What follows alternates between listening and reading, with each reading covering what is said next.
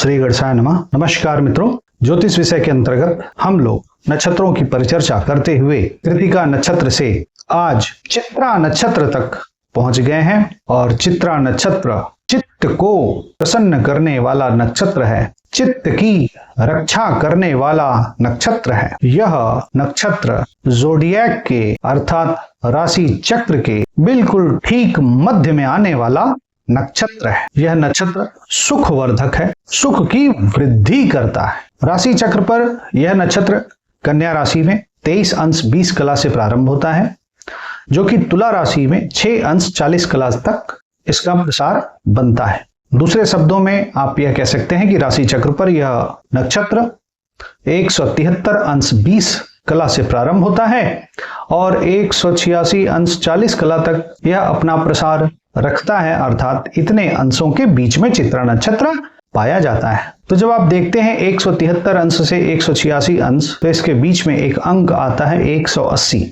अर्थात राशि चक्र का ठीक बीच का जो बिंदु है वह 180 अंश इसी नक्षत्र के अंतर्गत आता है। इस नक्षत्र को में सिर्फ एक तारा गिना जाता है, एक तारे से इस नक्षत्र को गिना जाता है, समझा जाता है, और वह तारा बिल्कुल ठीक 180 अंश के नजदीक पाया जाता है। और उसी तारे को देखते हुए इस नक्षत्र का प्रतीक बहुत पुस्तकों में मोती के रूप में, मुक्ता जहां पर कहा गया है, मोती के रूप में कहा जाता है। तो मोती किस प्रकार से मिलती है? तो जब आप मोती का अध्ययन करेंगे तो आप पाएंगे कि मोती का निर्माण सीप के मध्य में होता है।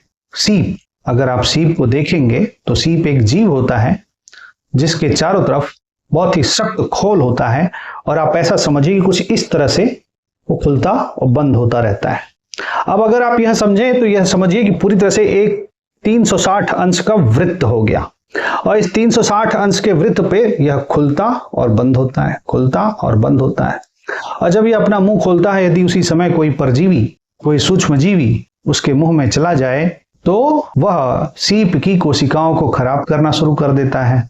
इस अवस्था में सीप की शरीर की प्रतिरक्षा प्रणाली उस सूक्ष्म जीवी पे, उस परजीवी पर अपने इम्यून सिस्टम का प्रयोग करके, अपने रक्षा प्रणाली का प्रयोग करके, और उसको एक ट्यूमर के फॉर्म में बदल देती है और उसको कैल्शियम में बांध देती है, और उसी से वह मोती बन जाता है।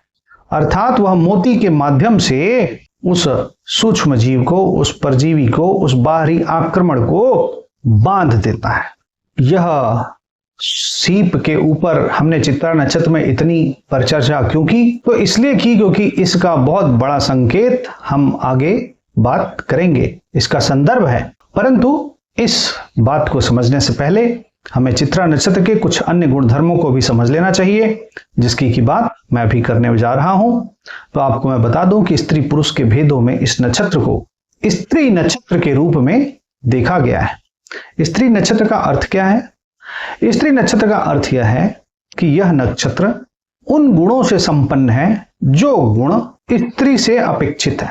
अर्थात यह नक्षत्र एक मृदु नक्षत्र है, कोमल नक्षत्र है, सौम्य नक्षत्र है, सुखवर्धक नक्षत्र है, कल्याणकारी नक्षत्र है, और यह नक्षत्र सुखकारी है, सुख प्रदान करता है। कुछ पुस्तकों में, देखिए सभी पुस्तकों में तो नहीं, मगर मैंने बताया कि जब मैं नक्षत्र पढ़ता हूं तो मैं आपको सभी पुस्तकों में क्या लिखा है उसको भी बताता हूं। इसके साथ साथ कुछ अलग प्रकार की पुस्तकों में कुछ अलग बातें लिखी हैं, वह भी आपके समक्ष प्रस्तुत कर देता हूं। तो एक पुस्तक में मैंने पाया कि इस नक्षत्र का जो प्रतीक है वह लंबे कानों वाले उल्लू की तरह भी है। लंबे कानों वाला उल्लू। अब यह कहां पर है, इस पर हम लोग आगे बात करेंगे। जब विभिन्न योनियों की बात होती है तो चित्रा नक्षत्र का जो योनि कही जाती है वह बाघ के रूप में कहा जाता है, बाघिन की बात आती है, फीमेल टाइगर आप कह सकते हैं। और इसका योनि वैर गौ है, अर्थात चित्रा नक्षत्र के लोगों का विवाह उन लोगों से नहीं होना चाहिए कि जिनका की गाय योनि स्वरूप गाय के रूप में बताई गई है। उन नक्षत्र के लोगों से, चित्रा नक्षत्र के लोगों का विवाह करना अच्छा नहीं है। नामाक्षर की जब बात आती है तो नामाक्षर में इसके 4 अक्षर आते हैं, पे, पो, रा, री। प्रथम चरण से पे, द्वितीय चरण से पो, तृतीय चरण से रा और चतुर्थ चरण से री। इस प्रकार से 4 चरणों में 4 नामाक्षर की बात इस चित्रा नक्षत्र के अंतर्गत समझी गई है। 2 चरण कन्या राशि में पड़ रहे हैं और 2 चरण तुला राशि में पड़ रहे हैं। यह नक्षत्र ऊर्ध्वमुखी या अधोमुखी या तिर्यंग मुखी के रूप में जब हम देखेंगे तो यह तिर्यंग दिखता है। तिर्यंग मुखी नक्षत्र के बारे में क्या हमने बताया था कि यह लोग किसी बात पर सीधा प्रहार नहीं करते हैं, यह लोग सीधी बात नहीं करते हैं, यह लोग सीधे आर्गुमेंट नहीं करते हैं, यह लोग तिरछी बात करते हैं, यह लोग इशारे में बात करते हैं, और यह लोग विमान चलाते हैं, यह लोग हल चलाते हैं। और इस नक्षत्र में विमान चलाना, हल चलाना फायदेमंद है। मशीन चलाना, किसी भी कार्य को किसी तीसरे के माध्यम से करना, यह सब तिर्यंग मुखी के संदर्भ में हम समझेंगे। और यह नक्षत्र मध्यलोचन है। मध्यलोचन मतलब सामान्यदर्शी, इस व्यक्ति के पास सामान्य बुद्धि विवेक है, सामान्य दूरदर्शिता है, दूर तक देख भी लेता है। मध्यलोचन है, बहुत दूरदर्शी नहीं है, मगर वह अपने आप को फिट एंड फाइन करना रखना जानता है। इस नक्षत्र की जो संज्ञा है वह मृदुल कही गई है। मृदुल का अर्थ है मीठा। तो बहुत ही कोमल और मित्रतापूर्ण लोग होते हैं। धन प्रदायक नक्षत्र है और हर प्रकार से कल्याण करता है। देवता, मनुष्य और राक्षस, इन 3 गणों के संदर्भ में जब हम चित्रा नक्षत्र को देखते हैं तो यह राक्षस गण के अंतर्गत आता है। राक्षस गण के अंतर्गत आने का तात्पर्य है कि इस नक्षत्र के लोगों को अपने जीवन में दया की भावना रखनी चाहिए। यदि इस नक्षत्र के लोग अपने जीवन में दया की भावना रखेंगे तो उनके जीवन में कल्याण होगा। तो थोड़ा दया रखने से इनके स्वयं का कल्याण हो जाएगा। प्रवृत्ति में यह नक्षत्र तामसिक प्रवृत्ति का समझा गया है और कुछ पुस्तकों में इसके रंग के बारे में भी बताया गया, जहां पर इसको बताया गया कि काले रंग से संबंधित है। जब वस्त्र पहनने की बात आएगी तो यह नक्षत्र के लोग ऐसा समझा जाता है कि बड़े विचित्र रंग के वस्त्र पहनते हैं। काल पुरुष के संदर्भ में जब हम देखते हैं, काल पुरुष के अंग पर जब हम चित्रा नक्षत्र को देखते हैं तो इस चित्रा नक्षत्र से काल पुरुष का गला भी समझा जाता है, माथा भी समझा जाता है और छाती, चेस्ट भी समझा जाता है। यह तीनों अंग काल पुरुष के चित्रा नक्षत्र से संबंधित समझे गए हैं। इसमें जो माथे का संबंध आप समझिएगा तो माथा का एक फिजिकल प्रॉपर्टी हो गई और एक माथे का तेज हो गया। तो माथे का जो तेज है वह आप चित्रा नक्षत्र से समझिएगा, यह बात विशेष रूप से ध्यान रखिएगा। चित्रा नक्षत्र का जो वनस्पति है वो बेल का वृक्ष है। बेल को श्री पत्र कहते हैं। श्री पत्र अर्थात माता लक्ष्मी का पत्र, माता लक्ष्मी का पत्ता, अर्थात बेल एक ऐसा वृक्ष है जिसको लगाने से घर में माता लक्ष्मी का आशीर्वाद बना रहता है। यह बात बड़ी विशेष है। तो चित्रा नक्षत्र के यदि आप हैं तो आप अपने घर में बेल का पौधा लगाएं और जब वह बड़ा हो जाए तो उसे किसी अच्छे स्थान पर रोपित कर दें और हर समय घर में एक बेल का पौधा लगा के रखें। जब वह बड़ा हो जाए तो उसे घर के आसपास किसी अच्छे से पार्क में, किसी अच्छे से मंदिर में, विशेष रूप से शिव जी के मंदिर में आप उस बेल के वृक्ष को लगवा दें और उसकी सुरक्षा का भी संपूर्ण ध्यान रखें। तो चित्रा नक्षत्र के बारे में यह भी कहा गया कि बड़ा ही विचित्र धन वाला नक्षत्र है। यह बड़ा विचित्र प्रकार का धन देता है, मतलब ऐसे काम में आदमी को इन्वॉल्व कराएगा जो व्यक्ति को लीक से हट करके कार्य समझा जाएगा। चित्रा का अर्थ कई लोगों ने इमेज, पिक्चर के रूप में, चित्र के रूप में ग्रहण किया है और कई स्थानों पर आता है कि जो चमकता है वह चित्रा है, जो चमकता है वह चित्रा है। चित्रा बहुत चमकती है। चित्रा चित्त को हर लेती है। चित्रा चित्त की रक्षा करती है। तो रक्षा कैसे करती है? तो मैं आपको एक इसका सूत्र देता हूं। कोई भी व्यक्ति जो अवसादग्रस्त हो, डिप्रेशन में हो, उसका मन न लग रहा हो और चित्रा नक्षत्र आपको आता हुआ दिख जाए तो उस चित्रा नक्षत्र में उसको बोलिए कि भाई तू अपने मनोरंजन का कोई कार्य कर ले, तो उसके चित्त की रक्षा हो जाती है। जब देवता की बात आती है, इस नक्षत्र के देवता, तो सर्वमान्य है कि इस नक्षत्र के जो देवता हैं वह त्वष्टा सूर्य हैं। चित्रा नक्षत्र के देवता त्वष्टा सूर्य हैं। त्वष्टा सूर्य को ही विश्वकर्मा के रूप में समझा गया है, विश्वकर्मा। परंतु त्वष्टा सूर्य के साथ साथ इस नक्षत्र के एक अन्य देवता के रूप में इंद्र को भी कहा गया है। कुछ स्थानों पर ही कहा गया है, बहुत ही दुर्लभ पुस्तकों में यह मिलेगा, परंतु ऐसा भी मिलता है। द्विपुष्कर योग इस नक्षत्र के माध्यम से लगता है, अर्थात यदि द्वितीया की तिथि हो, सप्तमी की तिथि हो या द्वादशी की तिथि हो, यह 3 तिथियां पड़ जाएं। इसके साथ साथ रविवार, मंगलवार और शनिवार, यह 3 वार में से कोई एक वार पड़ जाए, यह 3 तिथियों में से कोई एक तिथि पड़ जाए, और साथ ही साथ चित्रा नक्षत्र भी उस दिन हो। यदि तीनों संयोग आपको एक साथ मिलता हुआ दिख जाए तो ये समझ लीजिए कि यह द्विपुष्कर योग है, और इस द्विपुष्कर योग में यदि कोई शुभ कार्य हो जाएगा तो वह उसका फायदा डबल हो जाता है, और गलती से अशुभ कार्य हो जाए तो उसका भी दुष्परिणाम डबल रूप में समझ में आता है।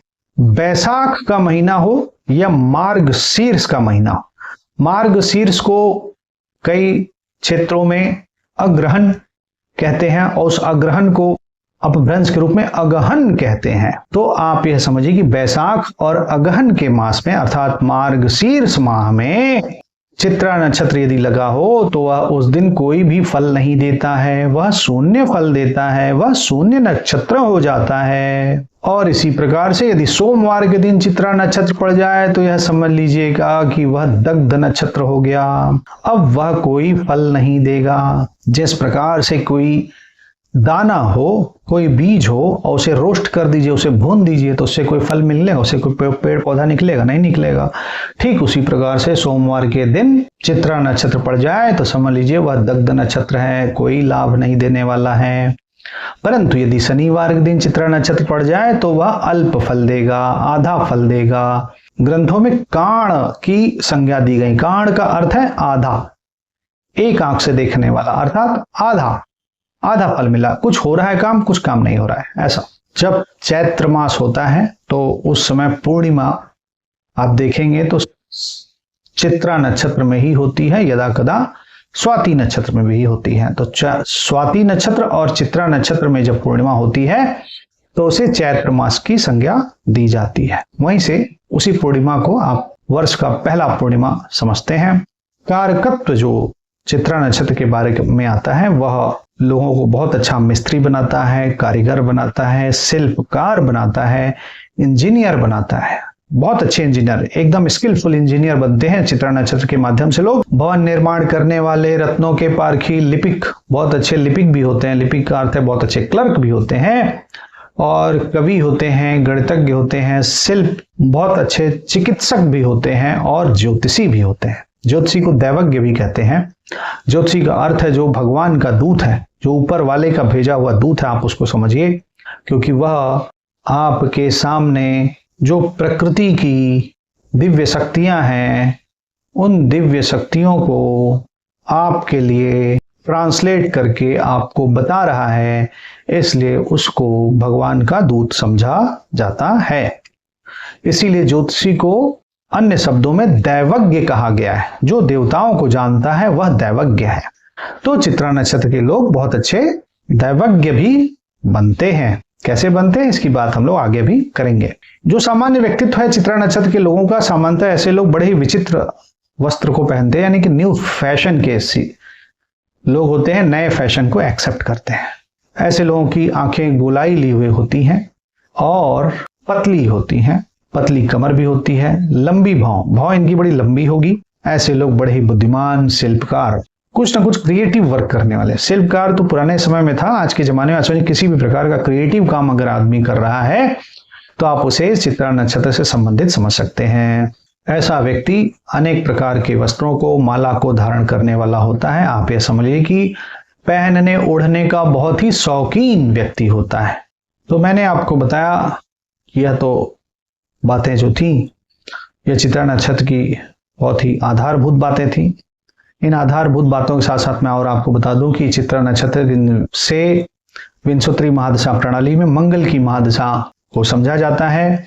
आप यह समझिए कि चित्रा नक्षत्र के माध्यम से विंशोत्तरी महादशा का जो दशानाथ है, यानी कि उस समय का जो ड्राइवर है वह मंगल है।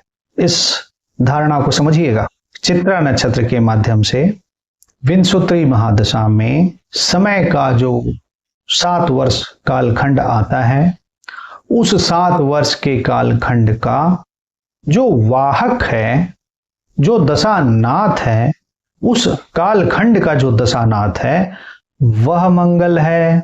आप इस बात को बहुत गहराई से समझिएगा, ये बहुत गहरी बात है। तो मैंने आपको बताया था कि चित्रा नक्षत्र का जो प्रतीक है एक प्रकार से मुक्ता अर्थात मोती के रूप में कहा गया है।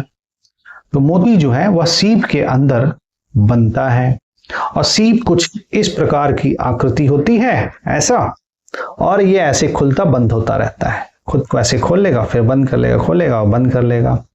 तो जरा ध्यान से देखिए, यह एक प्रकार का टोटल 360 अंश का सर्किल बना या नहीं बना जब उसका मुंह बंद हो जा रहा है तो।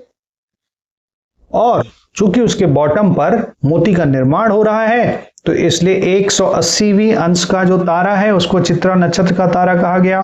और यह जो मोती बन रहा है, यह मोती सीप की प्रतिरक्षा प्रणाली के अंतर्गत बन रहा है। इसलिए विश्वकर्मा देवता, जो कि देवताओं के लिए अस्त्रों शस्त्रों का निर्माण करते हैं, वह देवता इस नक्षत्र के देवता हैं। यह तो एक दृष्टिकोण हुआ। दूसरा दृष्टिकोण जरा विचार करिए। यह जो सूर्य है यह निरंतर बढ़ता गया और 180 अंश तक आ गया। 180 अंश के बाद फिर वो 181वां, 82वां, 83वां अंश जो है, अगर आप देखेंगे तो वह लौटता हुआ प्रतीत होगा आपको। जो लगातार आगे जा रहा था अब वह लौटता हुआ प्रतीत हो रहा है। जो लगातार दूर जा रहा था वह पास आता हुआ प्रतीत हो रहा है। यह भी तो एक बात है। इसी चीज को समझते हुए इस नक्षत्र के देवता त्वष्टा सूर्य हैं। त्वष्टा सूर्य कौन है? यह विश्वकर्मा जी का ही नाम है, विश्वकर्मा जी के रूप में समझे जाते हैं। परंतु त्वष्टा सूर्य को समझा यह जाता है कि यह संतुष्टि को प्रदान करते हैं।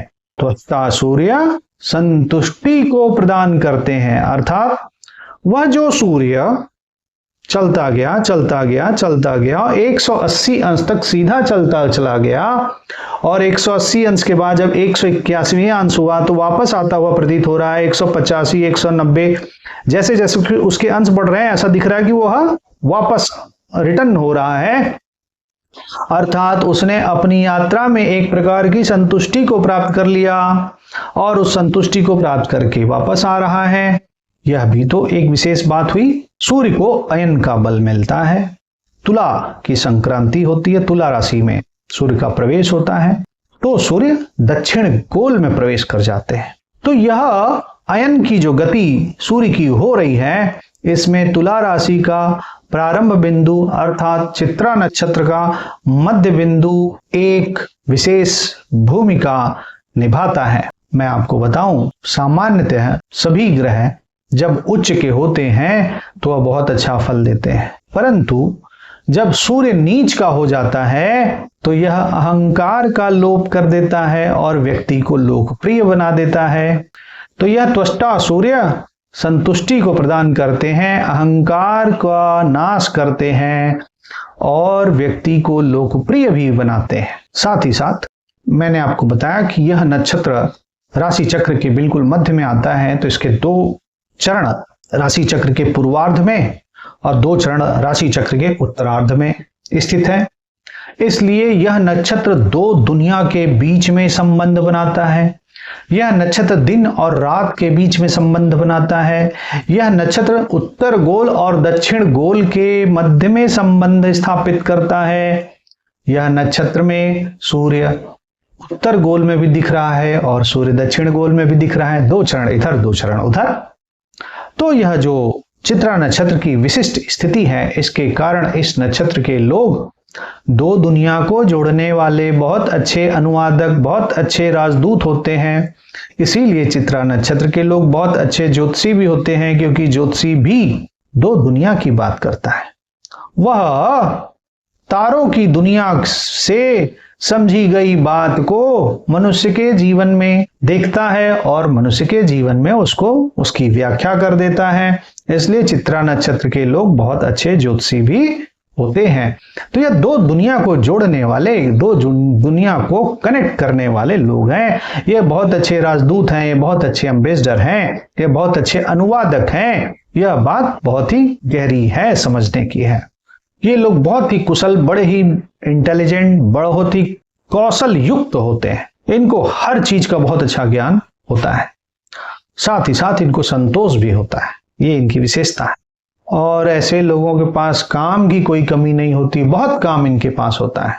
त्वष्टा सूर्य की बात हुई तो एक कहानी याद आई। हम लोगों ने बचपन में पढ़ा था कि एक राजा एक किसान से प्रसन्न हो जाता है और राजा ने कहा किसान से कि तुम कल सुबह आना और तुम जितना क्षेत्र दौड़ करके एक दिन में घेर लोगे वह सारी जमीन तुमको दान दे दी जाएगी, और शर्त यही रहेगी कि सूर्यास्त से पहले तुमको उस स्थान पर वापस आ जाना है जिस स्थान से तुम चलना शुरू करोगे। अगला दिन आया, किसान ने अपनी यात्रा प्रारंभ करी। जिस स्थान से उसको चलना था उस नियत स्थान से उसने चलना शुरू किया और वह जमीन घेरता गया, चलता गया और चलते चलते शाम हो गई, मगर उसने वापस आने का तो ध्यान ही नहीं रखा। और जब शाम हो गई तब उसको अचानक से ध्यान आया कि उसको तो वापस जाना है। जब वह पूरी जमीन घेर लेगा, अपनी प्रथम बिंदु पर जब वह पहुंच जाएगा तभी तो जमीन घेरी हुई मानी जाएगी और तभी तो उसका पूरा जमीन होगा। वह शाम के समय दौड़ना शुरू करता है पर वह अपनी जमीन तक नहीं पहुंच पाता है। वह अपने उस उद्गम स्थान तक पहुंच नहीं पाता है और अंततोगत्वा उसको वह जमीन नहीं मिल पाती है। ठीक इसी प्रकार से जरा विचार करिए कि यह सूर्य जो 360 अंशों में घूमता हुआ हमें दिख रहा है, यदि वह 360 अंशों में न घूमे और सीधा सीधा चलता चला जाए तो क्या यह प्रकृति की माया देखने को मिलेगी? ये विचार करने की बात है। दूसरे शब्दों में, अगर अब आपको मैंने जियोसेंट्रिक अप्रोच से बता दिया, आप इसे हेलियोसेंट्रिक अप्रोच में समझ लीजिए कि अब पृथ्वी जो 360 अंशों में गोल गोल घूम रही है, अगर गोल गोल ना घूमती तो क्या जीवन का यह रूप आप देख पाते हैं? तो जीवन के विभिन्न रूपों को देखने के लिए संतुष्टि होना बहुत आवश्यक है। यह बहुत ही गहरी बात है। संतोषम परम सुखम, संतोष में परम सुख है। इसलिए हमेशा याद रखिए, सार्थक अर्थ अर्थात धन, सार्थक अर्थ वही है जो आपके अंतिम श्वास तक संपन्न हो जाए। यही संतोष की बुद्धि है और यही विश्वकर्मा देवता देते हैं। यही 180 अंश पर पहुंच जाने के बाद सूर्य आपको यह संदेश देता है। तैत्तिरीय संहिता में चित्रा नक्षत्र के देवता इंद्र कहे गए हैं और तैत्तिरीय ब्राह्मण में चित्रा नक्षत्र के जो देवता है वह त्वष्टा सूर्य कहे गए हैं। तो त्वष्टा सूर्य के बारे में तो हमने आपको बता दिया, थोड़ा सा इंद्र के बारे में बता देता हूं। तैत्तिरीय संहिता में ऐसा मंत्र आता है, चित्रा नक्षत्र मिंद्रो देवता। इसका अर्थ है कि चित्रा नक्षत्र के देवता इंद्र हैं। और इस इंद्र के बारे में ऐसा कहा गया है कि चित्रा नक्षत्र 27 नक्षत्रों के मध्य का नक्षत्र है। खगोल में प्राचीन चित्रों में चित्रा नक्षत्र का आकार लंबे कानों वाले उल्लू पक्षी जैसा बनाया हुआ मिलता है। यही कारण है कि वेदों में इंद्र के लिए वृद्ध श्रवा अर्थात लंबे कानों वाला कहा गया है। तो चित्रा नक्षत्र से इंद्र देवता भी हो गए और चित्रा नक्षत्र से त्वष्टा देवता भी हो गए। तो अब यह क्या पहेली है? तो मैं आपको बता दूं कि कई नक्षत्र ऐसे आते हैं जहां पे अलग अलग देवताओं का नाम आया है और यह इस बात का संकेत करता है कि देवताओं की शक्ति तो समस्त जगत में व्याप्त है। हम उस 13 अंश 20 डिग्री के जो नक्षत्र हैं, उस नक्षत्र के माध्यम से हम उस देवता को याद कर रहे हैं। सारा मामला यह है कि किस संदर्भ में बात हो रही है। जिस संदर्भ में बात होगी उस नक्षत्र में उस देवता को याद किया जाएगा। उदाहरण स्वरूप यहां पर इंद्र के आने का अर्थ है श्रेष्ठता। इंद्र क्या है? श्रेष्ठ है। किसी भी चीज, किसी भी कॉन्सेप्ट का जब श्रेष्ठता प्राप्त हो गई तो इंद्र प्राप्त हो गए, ऐसा भी समझा जाएगा। इस दृष्टिकोण से जब आप विचार करेंगे और गहराई से तो आपको पता चलेगा कि हस्त नक्षत्र में जो मनुष्य ने पुरुषार्थ किया, उस पुरुषार्थ को करते हुए वह अपने उस पुरुषार्थ के क्षेत्र में श्रेष्ठता को प्राप्त कर लेता है। क्योंकि जब वह श्रेष्ठ हो गया, वह सबसे ऊंचाई पर पहुंच गया, वह सबसे ऊंचे लेवल पर पहुंच गया, तो फिर उसको संतोष का धन चाहिए। इसलिए चित्रा नक्षत्र के प्रथम 2 चरण को आप इंद्र के अंतर्गत समझिए और बाद के 2 चरण को त्वष्टा सूर्य के अंतर्गत समझिए, ऐसा मेरी समझ कहती है। क्यों ऐसा बोल रहा हूं? क्योंकि 180 अंश तक जाना एक यात्रा का श्रेष्ठता, एक मार्ग की श्रेष्ठ स्थिति को प्राप्त कर लेने की बात हो गई। और देवताओं में श्रेष्ठ कौन है? वह तो इंद्र हैं। ठीक उसी प्रकार से जब 180 अंश तक पहुंच गए तो फिर भाई विराम, थोड़ा शांति, थोड़ा कूल डाउन हो गए। जैसे कि नवंबर का सूर्य, आप देखिए कि मई जून में सूर्य दहकता रहता है, और जब अक्टूबर नवंबर का समय आता है तो सूर्य कितना प्यारा लगने लगता है। ठीक इसी प्रकार से यह जो 2 देवता हैं, यह दोनों देवता त्वष्टा सूर्य और इंद्र, दोनों देवता चित्रा नक्षत्र के संदर्भ में लिए जाएंगे। आपको यह समझना है कि किस संदर्भ में बात को समझना है। तो मेरी ऐसी समझ मुझे कहती है कि प्रथम 2 चरण इंद्र के और बाद के 2 चरण त्वष्टा सूर्य के हैं। क्योंकि त्वष्टा सूर्य के बारे में ऐसी कहानी भी आती कि उन्होंने सूर्य की उष्मा को ट्रिम डाउन करके, सूर्य की उष्मा को की कटनी छटनी करके, सूर्य की उष्मा को कम करके और उस बची हुई उष्मा से विष्णु जी का चक्र बनाया था, ऐसी भी कहानी आती है। तो यह जो उष्मा का जो ट्रिम डाउन हो रहा है, उष्मा का जो क्षय किया जा रहा है ताकि सूर्य के साथ रहा जा सके, यही तो संतोष का धन है। इसमें संतोष का मैसेज छुपा हुआ है। त्वष्टा सूर्य हमें संतोष का धन दे रहे हैं, वह बहुत श्रेष्ठता भी दे रहे हैं, वह सुख भी दे रहे हैं और वह हमें संतोष भी दे रहे हैं। और यदि मनुष्य संतोष रूपी धन को प्राप्त कर ले तो मेरी ऐसी समझ है कि इस वसुंधरा का, इस पृथ्वी का पर्यावरण हमेशा के लिए अच्छा रहेगा।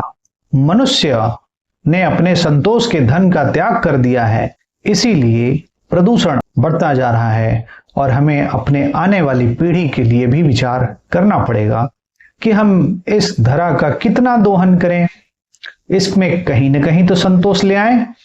वह संतोष, वह तुष्टि, वह संतुष्टि ही मैसेज है चित्रा नक्षत्र का, ऐसा मेरी समझ कहती है। क्योंकि हम इसी दृष्टिकोण से आगे भी बात करेंगे। हमने एक मेटाफोरिक कहानी आपके समक्ष प्रस्तुत कर रखी है।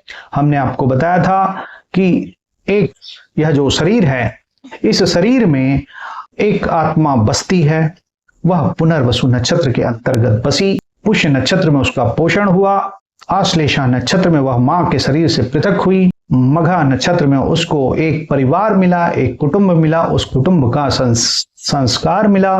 पूर्वा फाल्गुनी में उसका विवाह हुआ, उत्तरा फाल्गुनी में उसका गृहस्थाश्रम प्रारंभ हुआ, उसका गौना हुआ। और हस्त नक्षत्र में उसने अपने पुरुषार्थ को प्रयोग किया, उसने वह पुरुषार्थी बना, उसने पुरुषार्थ के क्षेत्र में कार्य किया और पुरुषार्थ की उपलब्धि प्राप्त की।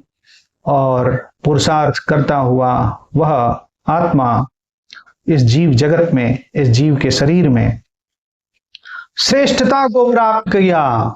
इंद्र की चित्रा नक्षत्र के में जो इंद्र का बात आ रही है, वो यही बता रहा है कि हस्त नक्षत्र में जिस कार्य को आपने प्रारंभ किया था, उस कार्य की श्रेष्ठता प्राप्त होगी आपको चित्रा नक्षत्र में। और जब आपने उस श्रेष्ठता को प्राप्त कर लिया तो फिर अगला 2 चरण त्वष्टा सूर्य के संबंध में है, और अगले 2 चरण में शांति है, संतोष है, संतोष का धन है कि भाई अब ग्रोथ मत करो, अब जो लय है, इस लयबद्ध यह जो प्राप्ति हो गई है, इसमें संतोष को समझो और इसमें सुख पूर्वक रहो, इसमें समृद्धि पूर्वक रहो और अपने चित्त की रक्षा करो। चित्रा नक्षत्र अपने चित्त की रक्षा करो। अपने चित्त की रक्षा करो। त्र जहां पे लग जाए वहां पर रक्षा के संबंध में समझा गया है। और ची का अर्थ है चित्त, चित्त की रक्षा करो। जब लोग अंधे हो जाते हैं निरंतर सफलता प्राप्त करने के चक्कर में, तो उनका चित्त बिगड़ जाता है, उनके चित्त की रक्षा नहीं होती है, वह मानसिक रूप से व्यग्र होने लगते हैं। इसलिए भी चित्रा नक्षत्र का संकेत है कि अपने चित्त की रक्षा करो। तो बड़े मेधावी, बड़े कुशल लोग होते हैं चित्रा नक्षत्र में। और मैंने आपको बताया कि यूएसपी है इस चैनल की कि मैं आपको बताता रहता हूं कि किस नक्षत्र का कुंडली में कैसे प्रयोग करें। तो मैं आपको बताना चाहता हूं कि यदि किसी कुंडली में आपने देखा कि दशम भाव का स्वामी चित्रा नक्षत्र में जाके बैठ गया है, तो आप यह समझ लीजिए कि इस आदमी को जीवन में कभी भी किसी भी काम की कोई कमी नहीं होगी। जिसके पास विश्वकर्मा की शक्ति हो, जिसके पास विश्वकर्मा का आशीर्वाद हो, उसके पास काम की कहां कमी होगी। लोग ऐसे लोगों के पीछे काम लेके दौड़ते रहते हैं कि भाई मेरा काम कर दो, भाई मेरा काम कर दो। तो बड़े डिमांड में रहते हैं लोग, इनके पास काम की कमी नहीं है। यह बहुत ही विशेष चित्रा नक्षत्र के बारे में मैंने आपको बता दिया। चित्रा नक्षत्र सुख वर्धक नक्षत्र है। मेरे द्वारा बताया गया यह ज्ञान और मेरे द्वारा किया गया यह प्रयास आपको पसंद आया होगा। कृपया इस चैनल को लाइक करें, शेयर करें, सब्सक्राइब करें। अगर सब्सक्राइब नहीं करेंगे तो मेरे अगले वीडियो तक कैसे पहुंचेंगे। तो आज का यह विषय यहीं पर वाणी को विराम देता हूं। आपने मेरे इस चैनल को देखा, इस वीडियो को देखा, आपका बहुत बहुत धन्यवाद। नमस्कार।